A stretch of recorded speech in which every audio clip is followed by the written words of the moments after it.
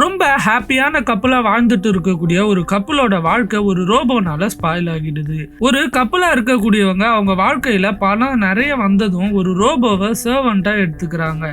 அந்த பொண்ணுக்கு இதுல கொஞ்சம் கூட விருப்பம் இல்லைனாலுமே அவன் ஹஸ்பண்ட் சொல்றதுனால அவளுமே இதை ஏத்துக்கிறா. இருந்தாலும் அந்த ரோபோ கிட்ட இவ எந்த ஒர்க்குமே குடுக்கல, எல்லாமே இவளே ஓனா தான் பண்ணிட்டு இருக்கா. ஆனாலும் அந்த ஹஸ்பண்டுக்கு தேவையான எல்லா ஒர்க்கையும் அந்த ரோபோ தான் பண்ணி கொடுக்குது. அவன் ஹஸ்பண்ட் ஒர்க்குக்கு போன உடனே லோன்லியா இருக்கக்கூடிய ஒய்ஃபுக்கு வேற யாருமே இல்ல.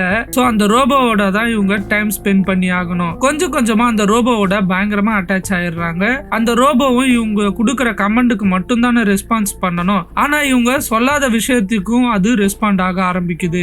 அது மட்டும் இல்லாம அந்த ரோபோக்கு எமோஷன்ஸும் வர ஆரம்பிக்குது.